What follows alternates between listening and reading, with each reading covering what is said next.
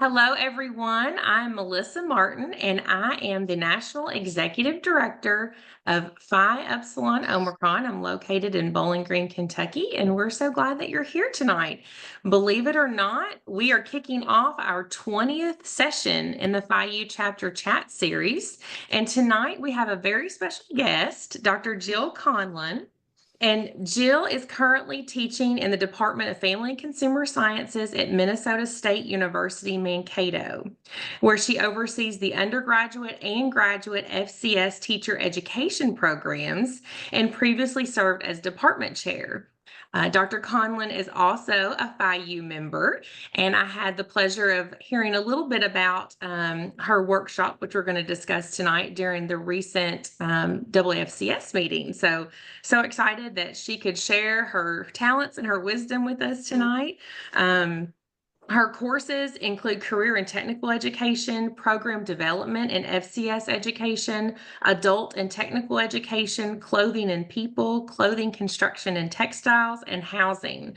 So touching on a lot of those FCS areas, and I know she's got much more accolades to share. But with that, I will kick things off and hand it over to Dr. Jill Conlon to talk about her professional development workshop, FACS to the Max. Thank you. Thank you, Melissa, and thank you everyone for joining. I know this is an extremely busy time of year for everyone. I see some familiar names. It was nice to meet Anne as the incoming president. I see Virginia Vincenti, who I worked a little bit with Iowa State Leadership Academy, and some other names that I've seen in publications and information. So thank you all and welcome. So Melissa invited me here to share with you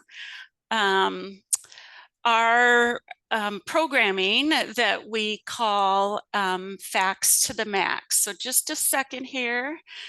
Is everybody able to see this and everybody able to hear me okay? Okay, wonderful.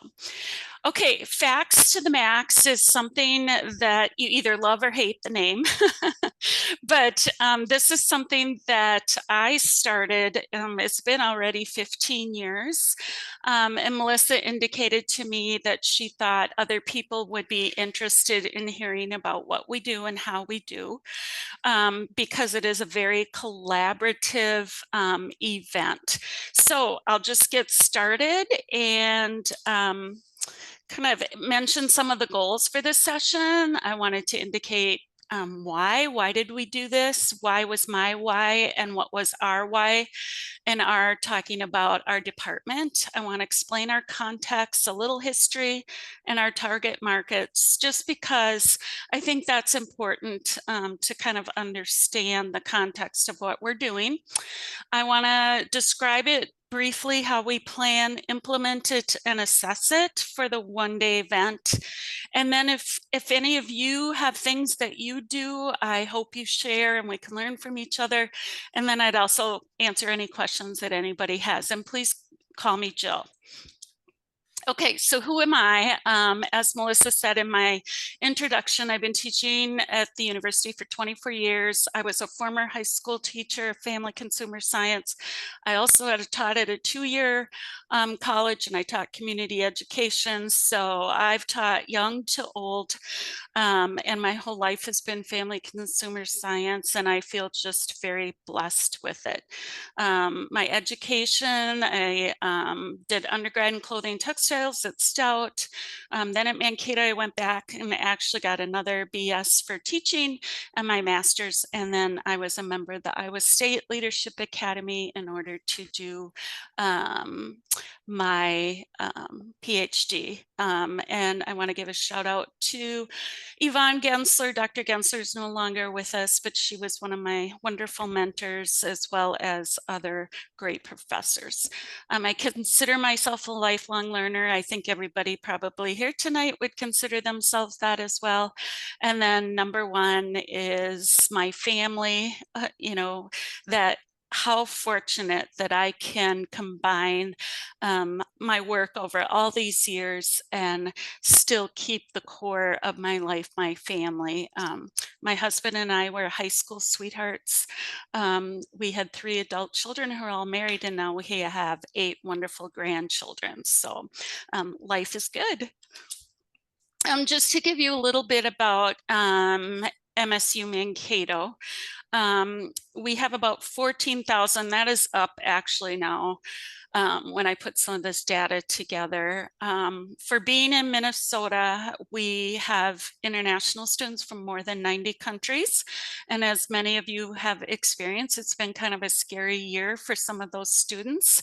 But we have had a wonderful support system for them, and hopefully it will continue in the positive direction. We have about 1,600 faculty and staff, 700 teaching faculty, 13% of employees of color, and we are very welcoming to diversity, equity, inclusion. Being Minnesota in the Midwest with the Scandinavian backgrounds we have here, we're not the most diverse state, but we work very hard at including whoever we can. Just a point of clarification, we are what's called the Minnesota State System. This does not include the University of Minnesota. They are separate as an R1 institution. We are with a group of other more like-sized university systems, 4-year and 2-year institutions. We are housed in the College of Allied Health and Nursing, which is a surprise to many of my students since they're going into education, but we're greatly aligned with our College of Education. We have 5 colleges on campus, and we're one of 8 departments in the College of Allied Health and Nursing. We've been on campus 77 years, so we've been there a while. I always laugh. The first school in Mankato that the university grew out of was called the Normal School. But basically what it taught was life skills. So we like to say that family consumer science started the whole university. We know that may not be true, but we closely align with that. We are the only FACS education department in the state. Like many states that kind of rolled things together, we view ourselves as a very strong program. We align ourselves with NDSU, SDSU, Iowa State, Stout, and Stevens Point, even though some of those universities are R1 and we are not, and some are not, just like us. We have 3 programs in our department: Child Development and Family Studies, which is strictly undergraduate. And we also have a relatively new undergraduate certificate in Child, Youth, and Family Services, which has been popular. We also, for FACS Ed, as Melissa mentioned, I do undergraduate and in graduate. Our graduate level is not a full graduate program, but we started it 6 years ago in response to the teacher shortage, and it has been a godsend for Minnesota. When I started that, my goal was to have it align with 2 master's programs in our College of Education, as well as be add-on licensure for teachers in other areas that want to add family consumer science, as well as a way for FACS teachers to earn additional credits for lane changes. So that graduate certificate, it's kind of full. It's 25 credits, which is a lot for a certificate, but aligns with 4 pathways. So that has really done well. Our dietetics and nutrition, we have an undergraduate degree, and as some of you know, dietetics switched to the master's program, and we started our first cohort this year where they can do a 2+3 program in 5 years, get their master's degree, and we always also added a master's in public health as a part of that. And then we have 3 minors that is utilized by all different majors across campus: Child Development and Family Studies, Consumer Studies, and Food and Nutrition. We are small, 8 full-time faculty, but we have multiple adjunct We have very strong support on campus, and we have very strong connections with our current students and our alumni. Some of you may be familiar with the history of having home home management houses on your campus, and we had one in Mankato. I always love to share these pictures showing the women that, you know, their duties they had to do in the home management. There's some fun stories that I've heard from professors about, you know, they had dinners and the requirements on those students. So it's fun to look back.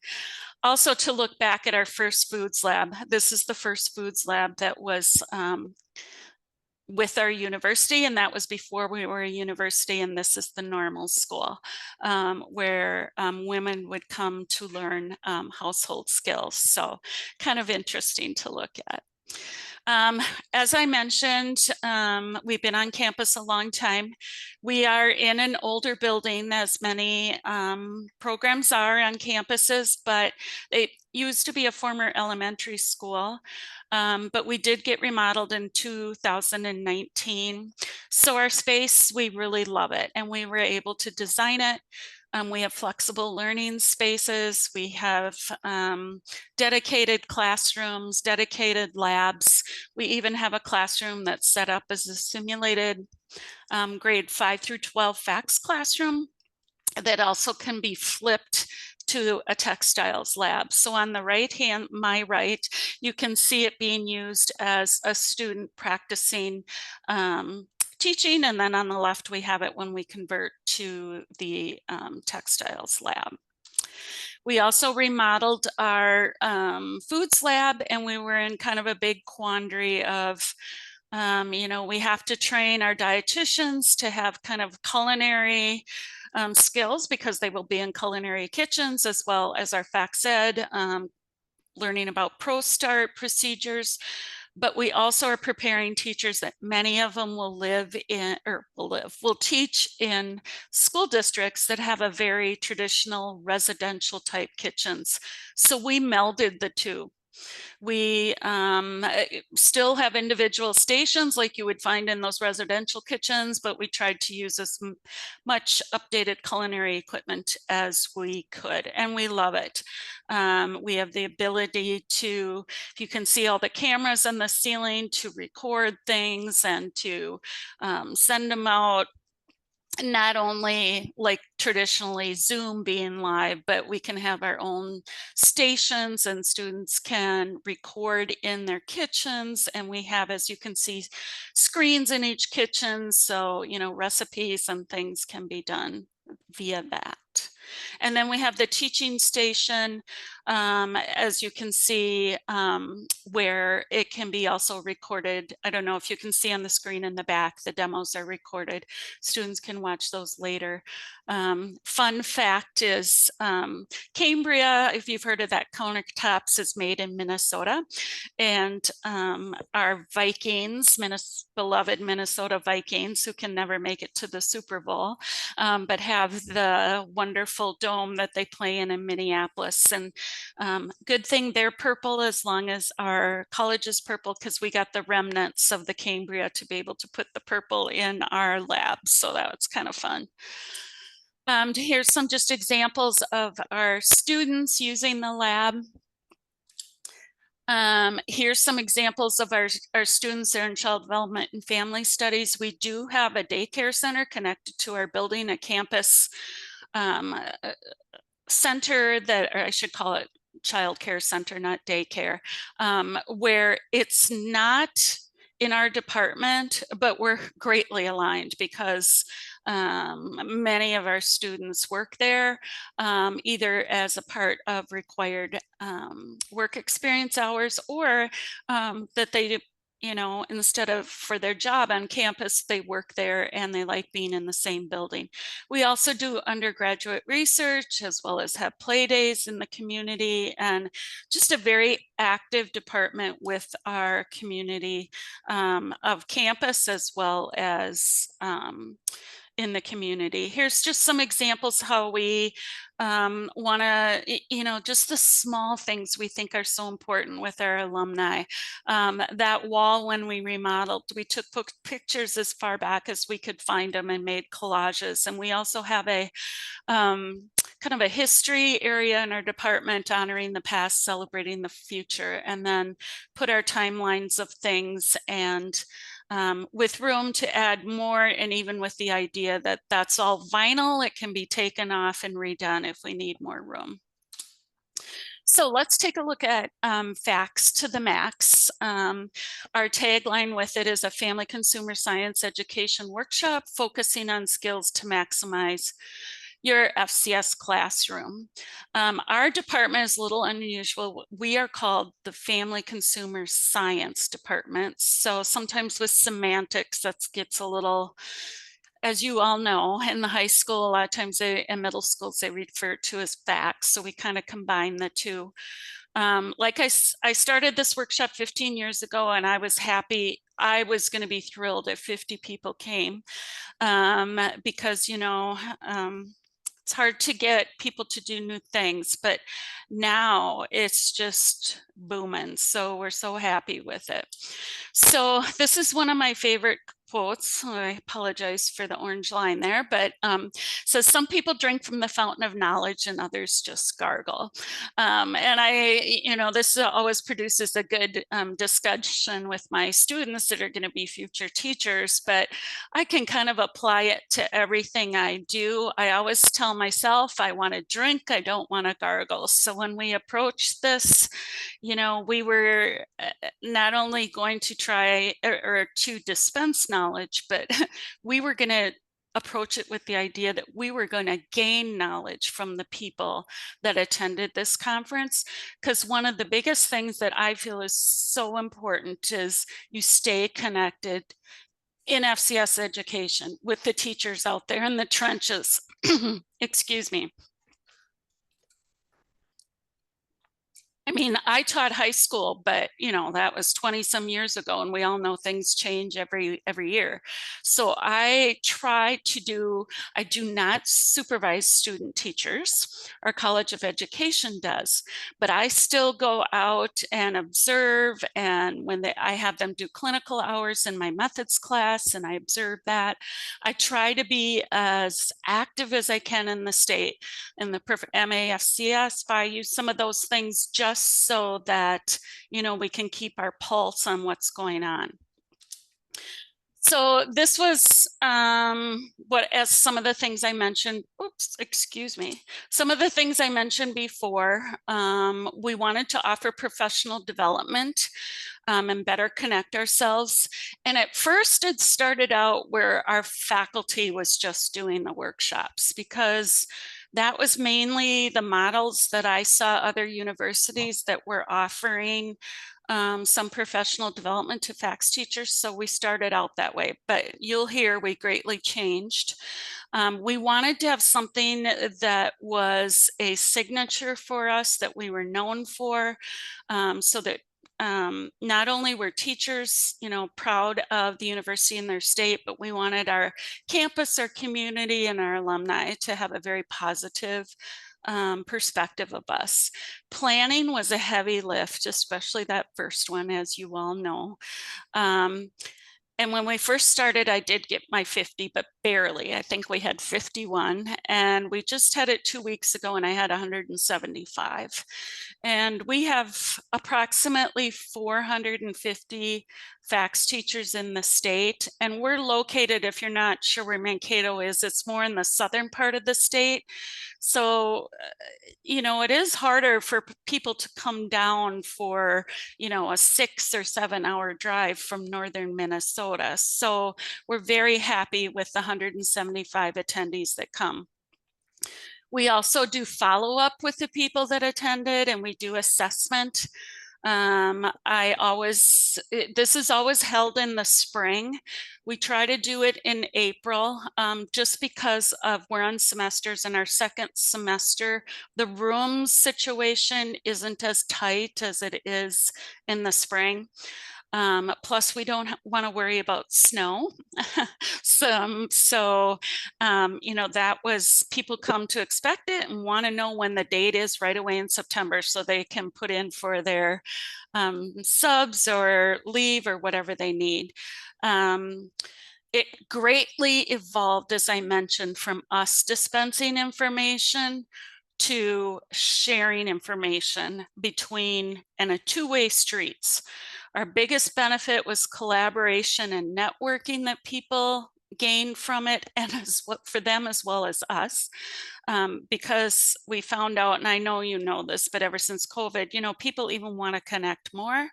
And so many FACS teachers feel, especially if they're one person or two-person department, feel isolated in their schools. And so this has been something that's just wonderful for us.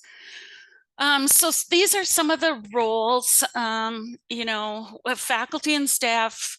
We do keynotes and workshop sessions and implementation. For a while there, we were hiring keynotes from outside the university. But it just got so expensive, and we thought, you know what, let's share some of our research.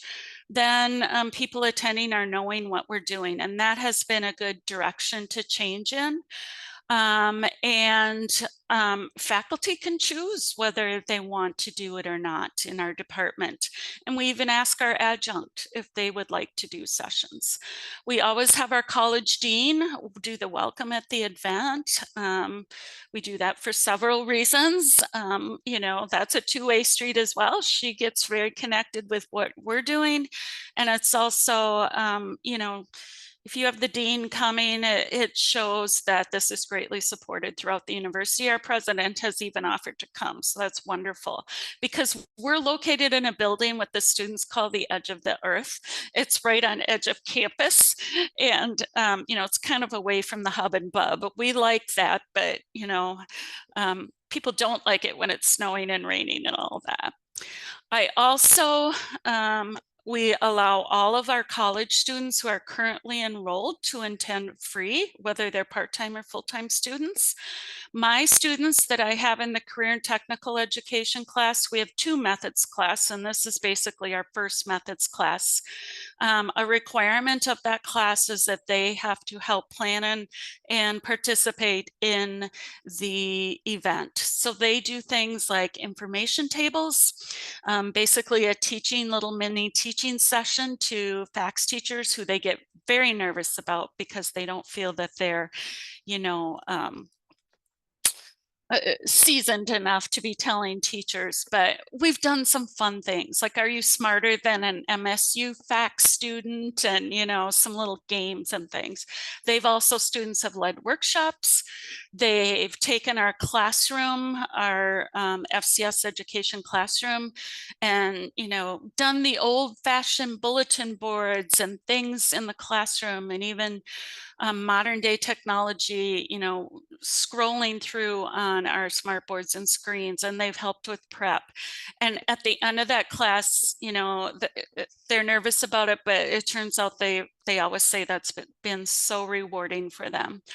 Our dietetic students are greatly involved. They prepare food for our breakfast as a part of their quantity foods production class, as well as we have two of the dietetics groups from that class also present two workshops.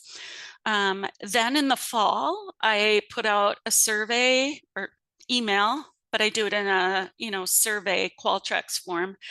I ask professionals throughout the state and any FACS teachers if they would like to do a workshop. In the first year I went in that direction, I think I had 2 teachers volunteer. And now I have to turn teachers away that we can't have as many workshops. They don't get paid to come and present, but they get to attend free. We give them a little gift, that kind of thing. Professional organizations are involved. We give them free vendor tables. So our Minnesota Association Family Consumer Science gets a table, our FCCLA gets a table, and they're always have a workshop spot free. because we are family, right? We want to keep everybody together. We also have FACS businesses, vendors attend. I've had vendors do workshops, Reality Works, different private, like we have some formal FACS teachers in the state that have kind of done some sideline businesses. We invite them. Our fee for having a table is only $100, and we have kept it that way forever. We also allow high school students to attend free and attend workshops. We want to get them in that department, and we want them excited about going into family consumer science. So this is the planning. I'm being mindful of the time here, so I'm sorry if I'm kind of rushing. Oops. Sorry, I'm not used to this computer at our house as much as at home. Okay, so this is the schedule. I might have to share again here. Let me make this bigger.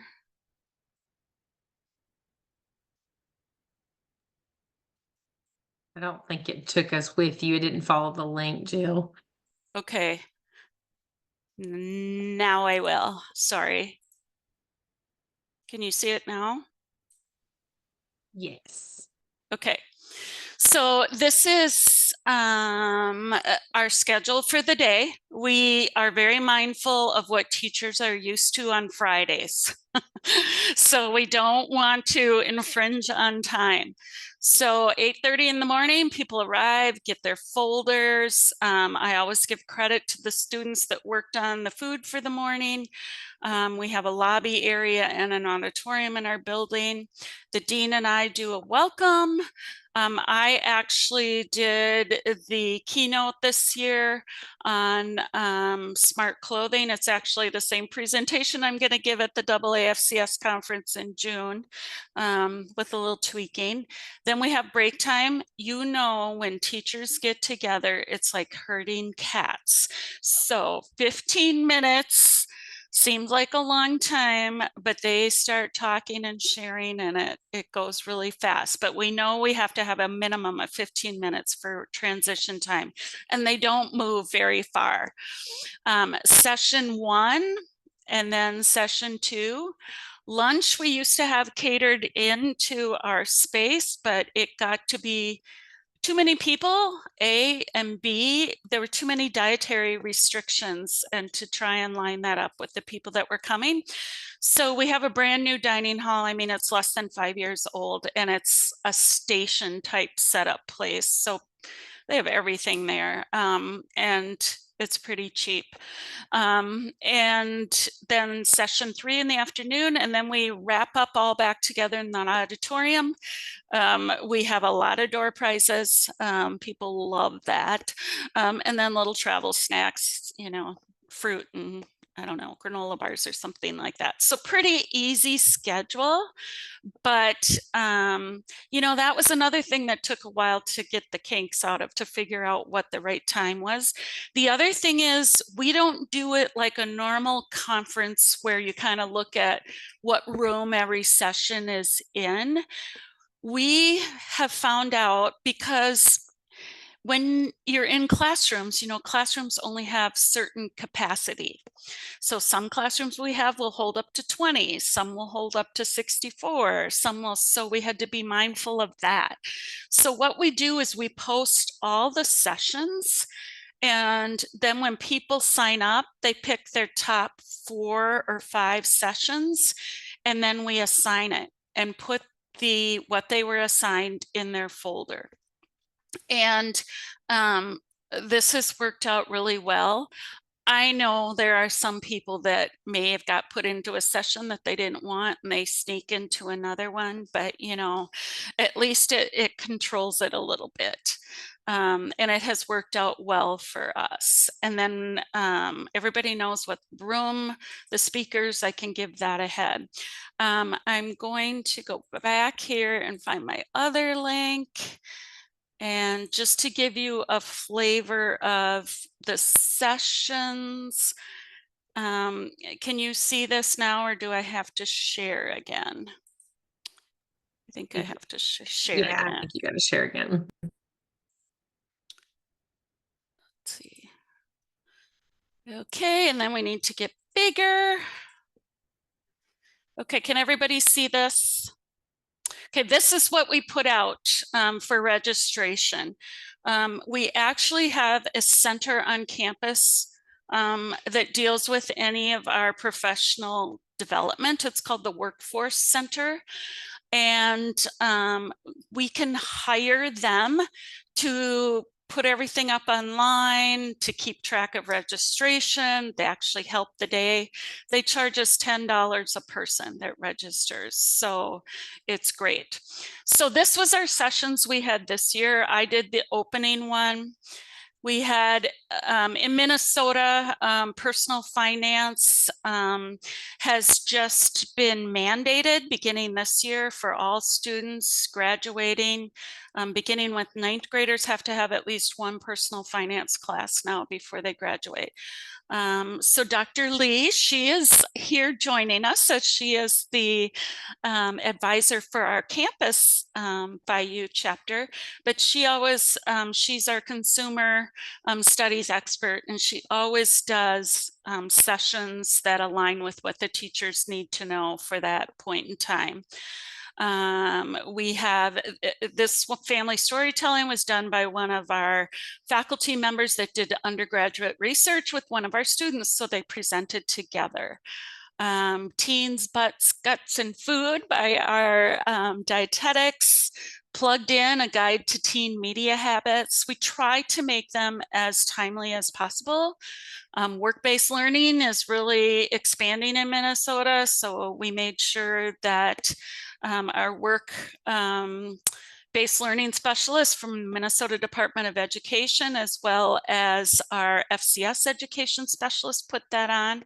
So I think you're seeing that we're having students, we're having teachers, we're having professors, we're having lots of different people present.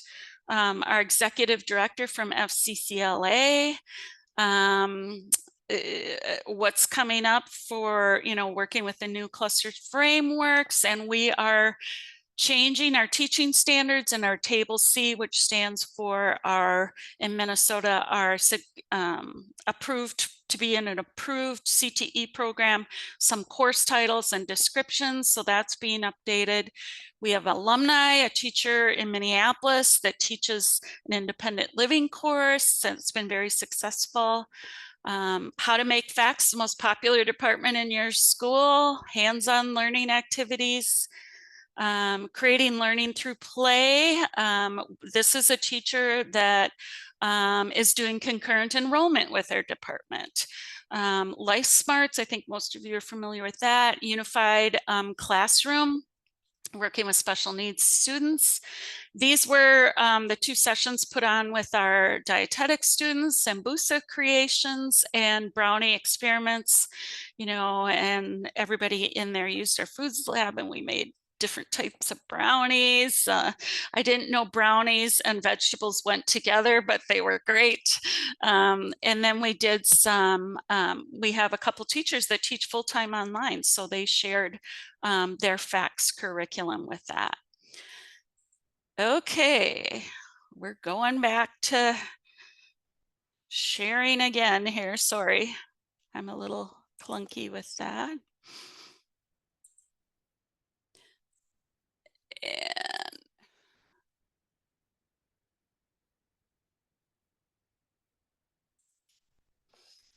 okay, here we are. And then I will share this PowerPoint too with Melissa if everybody would like a copy of it.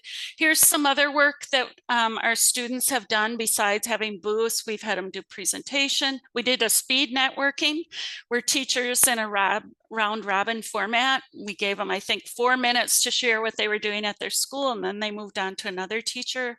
Service learning projects, we made pillowcases. Participants could do that. With students, do a student panel. What is the day to life like of an FCS student at MSU Mankato. That was popular when we had a lot of high school kids attend with their teachers. Just for some I'm going to go through this quickly, but I'd be happy if anybody wants more nitty gritty, or like I said, I'll share this with you. We look at the cost. We keep it as low as possible. And we just raised it from $75 due to the cost of groceries for the students that prepare the breakfast. But other than that, it's really cheap.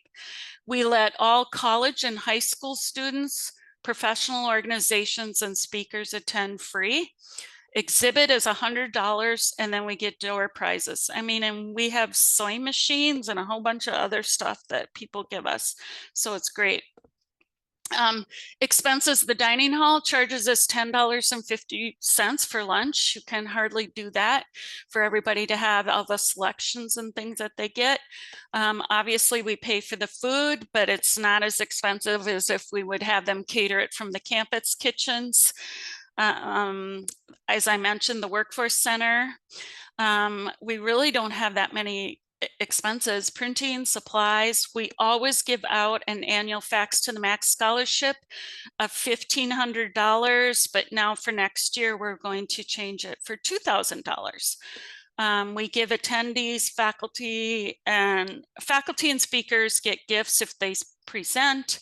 And then we have some giveaways that we order as well to have in our attendee bags, like an umbrella with our name on it, or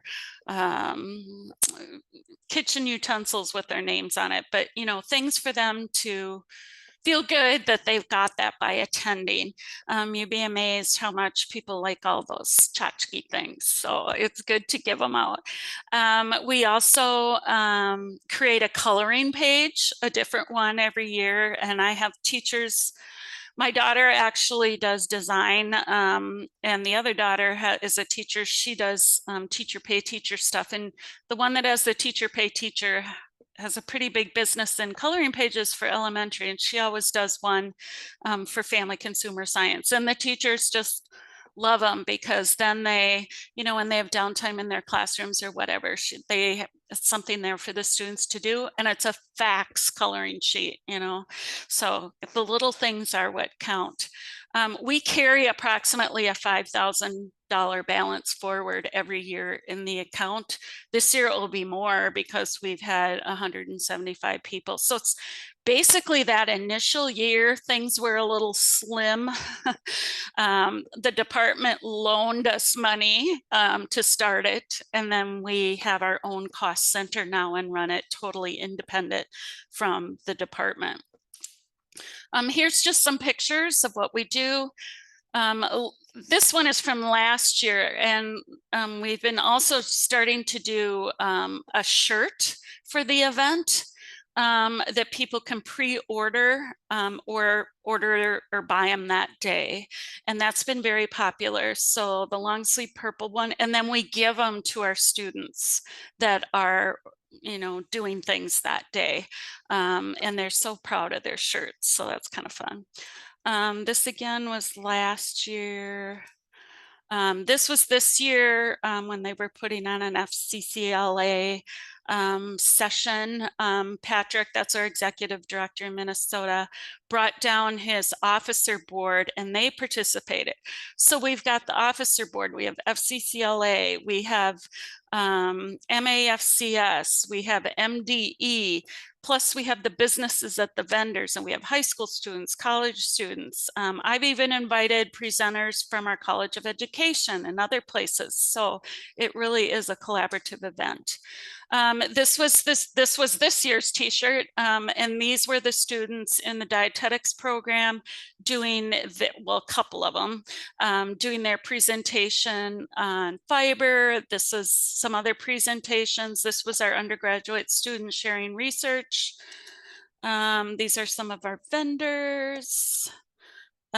We always give away things for the classroom, like that purple poster there said, I wish someone had told me I could be a family consumer science teacher. And then we have another one about nobody told me Mankato has family consumer science. And we try to give those and things about the programs away to our teachers so they can be, you know, pipeline into our university. This is one of our dietetics professors on the right. This is a teacher on the left that was running one of the food sessions.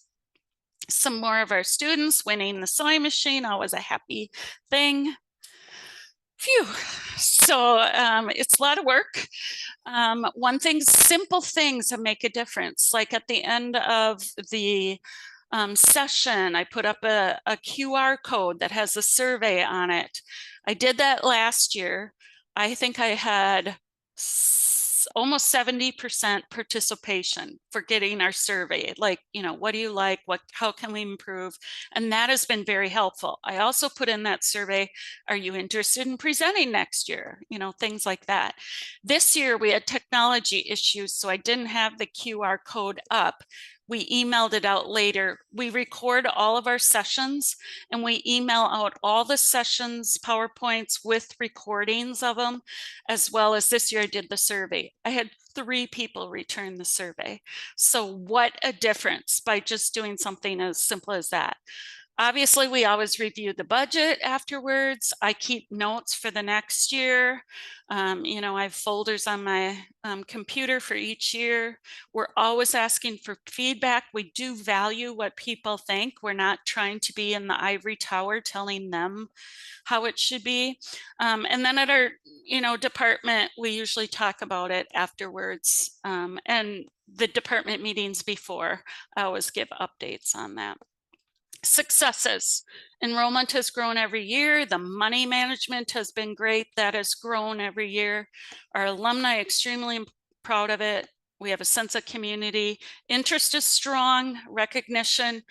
I mean, FACS to the max. You say that in Minnesota and people know what it is. And being able to give the scholarship and being able to collaborate has been great.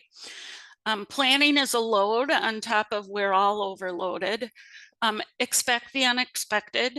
Like people complain about the dumbest things. I had someone complain about the color of our bathroom. Space and scheduling is always hard. We can't have classes that day, so we do it on a Friday. There's usually less classes.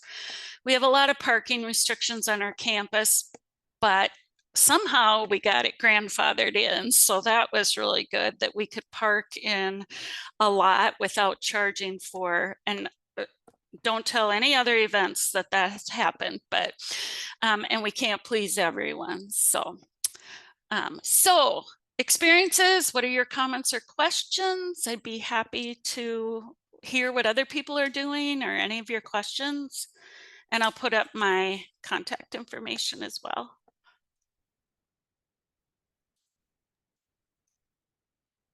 Any thoughts? Well, thank you. That sounds absolutely wonderful. I'm at the University of Arkansas, Fayetteville. Wonderful. Well, it is wonderful to a certain extent, but we are so, I don't even know the word for it. We are so fragmented and specialized. We don't have any core curriculum now. I'm in apparel merchandising and product development. And the only thing that we really have as far as a School of Human Environmental Sciences is that all of our faculty have offices in this same building, the home ec building. But, and we have a wonderful director of the school who has tried all kinds of things to bring us together, and nothing has really worked. We let our AAFCS accreditation go, and so we, like I said, we don't have any core. We used to have some core courses that all HES majors took. Now then, we don't have any of that. So our students don't know each other, our faculty don't know each other, or anything. And I'm thinking that something like this might just be the thing to get some of us together if we started small. Now, yes. you said the load is on top of anything else, so you don't get release time to plan this every year. And so I'm assuming if you don't, then none of the other faculty do either. Nope. Nope. Everybody volunteers. And but they have the option to. We have excuse me, a couple of faculty that don't participate, but the majority of them do. I think we have one that chooses not to participate. We have one that works remotely, and he even comes to participate. So, you know, I mean, it has been a great thing for us to collaborate together on. We used to have a core course that everyone took, and now that has, because of the dietetics going to masters, they have pulled out of that, but the other majors still take that core course, and that has affected. But we, yeah, I don't know. We've tried to stay together as the best we can, and this has been very helpful, I would think, or I think it has. Yeah, and Lee, to your point, that's one of the reasons that I asked Jill about speaking tonight, is because we're seeing that very same issue across multiple campuses, where we see a lot of those programs fragmenting, and it's sometimes hard to convince everyone involved that, hey, you're FCS, you're FCS, you're FCS. It doesn't matter if you're over there or over here. So I think that this workshop definitely could be a tool. And when I think about FIU, and how that might come into play, is even something like this, maybe not even on the same scale, depending on what your capabilities are at your institution, but being a project for FIU members, that could be their professional service project. Our national theme right now is weaving our futures through FIU, and it sounds like Jill and her team has done a great job weaving a lot of different areas together. So just thinking about the service component versus shouldering it all, just as you were talking, I was kind of thinking through, some of that, but I think there's definitely an opportunity there. Yeah. And also I'll add, for those who may not know, that FIU revised their bylaws in the fall. And so now, because we want to stay current with the times while honoring our family and consumer sciences core, you can have a non-FCS major who has a substantial courses, at least 9 credit hours in family consumer sciences content areas, and they can be initiated. So if anybody didn't realize that, we did revise that. So you can have someone who maybe they're intending on becoming a family consumer science teacher, but maybe your institution only offers a certificate, and they're, an education major, and there's lots of different things. There's business majors who are concentrating in fashion merchandising, right? So we're seeing all these changes, and we want to stay current, while also, making sure that these students are committed to our field and profession, but understanding that a lot of departments and colleges and things, things have just changed over time. So if you haven't expanded in that way, you can think about that, and that would be another way to bring more students, and maybe even faculty and professors into the fold, and to have a shared mission. Yeah, when I think it was Lee who asked the question about whether our faculty, get a release time or a stipend or something. And I'm sure some of you are thinking, oh my gosh, our faculty would never do this unless they got, some sort of compensation or reassigned time. But that has never been brought up once with our team. So kudos to them. And then again, like I said, if they feel very strongly about it, they just don't participate, and nobody, there's nothing is said about that. So I was just going to mention, Melissa, I don't know if you've been around long enough to have participated in any of the leadership workshops we used to have or encouraged to take place in off years between conclave years. So conclave years were even years, and then could have a leadership workshop the next fall. And that was done by region. And of course, our regions have gotten huge. They were districts at that time, so we were small and we could have a leadership conference. But this might be an opportunity that a leadership workshop / conference could be initiated by you, chapters that are at least in some sort of close proximity. Yeah. Yeah. And I think, Ellen, did you have a question? A question for, I think it was Lee and Jill, about, you know, garnering the support, visiting. I mean, you have to have the motivation to reach out to individual other professors in the other, quote, associated departments who are not, you know, it's sort of like, I hate the idea of selling, but it's engaging. You know, I can't do this alone. I have a vision. You know, if there a core of us could get together, you know, and then consult with Jill, or, you know, I heard, you know what to do. It's just, it's to get people going. You can't do it yourself. And I'm sure, Jill, you know, this is your baby, but I'm sure that you have not done this yourself. Oh, no. First of all, our administrative assistant for the department, it is part of her duties to help with this. So, and that is something that is actually written into her job description. So that's in there, as well as, you know, when I first thought of doing this, I brought it to our department meeting, and I was not going to do it if people were not going to help. So I literally said to them, what do you guys think of this? And would you, because as I mentioned, the very first ones, it was just faculty presenting.